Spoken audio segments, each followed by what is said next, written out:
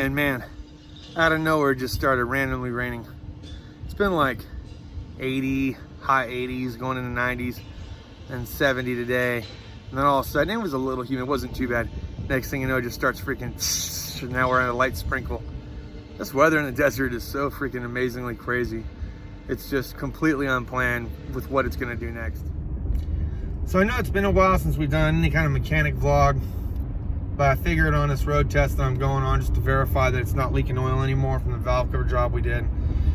I briefly discussed somebody's question. They were asking me, hey man, if money wasn't an option in order, what would you say like the best box would be in order, whether it's 1 through 10 or whatever.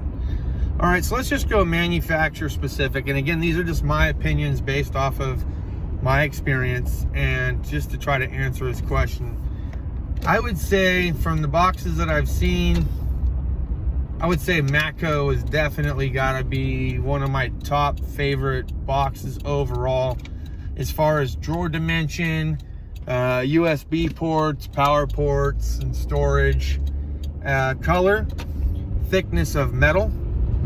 Overall, I think that it's a great option. They do have multiple options and attachments that you could put on it.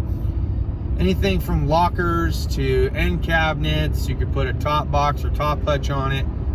Overall, I just feel like it's a good quality box. Okay, so second, I would have to say it's a toss-up between Mac and Snap-on. I hadn't seen a Mac toolbox in about a decade, but the ones that I had seen within the last 6 years, like at the Chrysler dealership, my shop foreman had a Maximizer toolbox, and that thing seemed pretty heavy duty.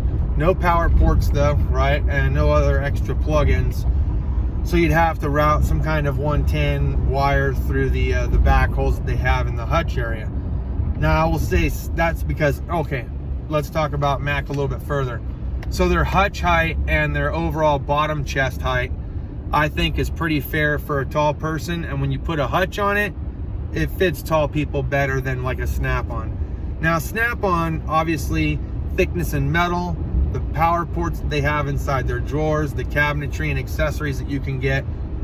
I don't know if they started incorporating USB ports into the actual box itself, but I think you can get a stainless steel top with USB ports installed in it.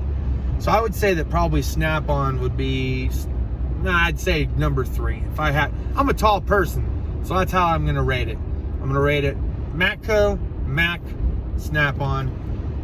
And then I think, you know, I would, if I had the money and money wasn't an option, I think I'd probably even choose the Icon toolbox over the Cornwell one that I had. And here's why.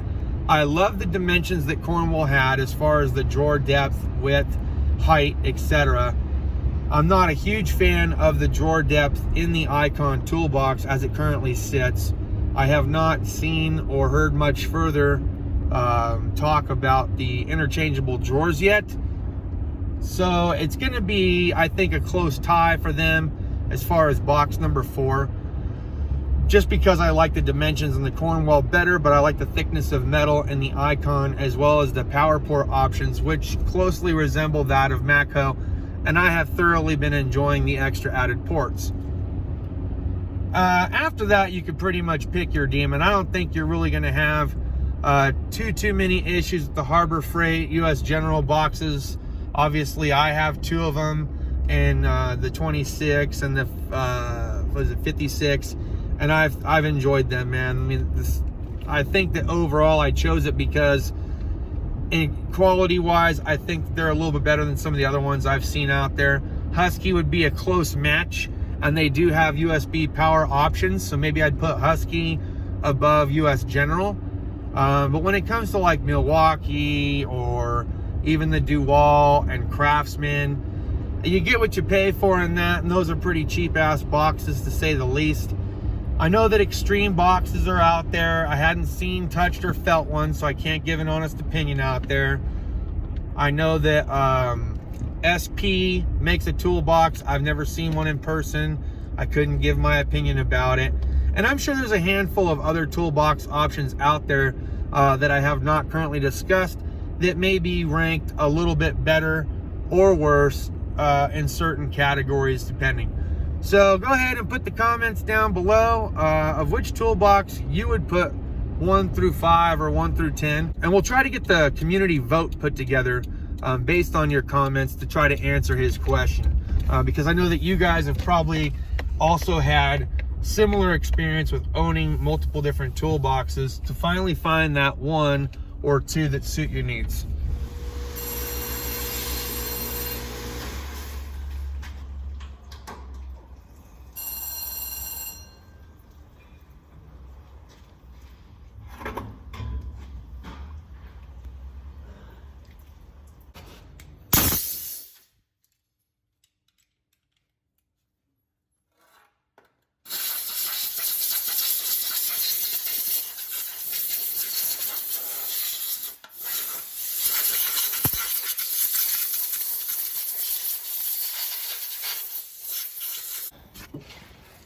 Dude, I absolutely cannot stand getting fucking pebbles in my shoe. Again? Yeah. Is there a hole in the bottom of your foot? I think it's coming through like the front, but you know what? It's what I get for wearing J's to work, you know? But I hate the feeling of a steel toe. The soles are just so freaking hard. Yeah. And my other sneakers, those Adidas, just wore out too fast. But you know, K-Swiss, I didn't really have any problems with K-Swiss. That's probably gonna be my next shoe purchase. And really, I wouldn't have even worn the J's, but the steel toes were hurting my feet so bad.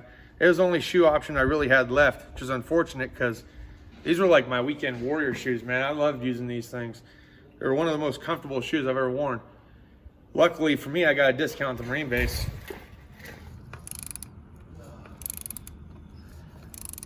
Because yeah, the shocks that run the red truck are definitely not long enough to let the big blocks get in.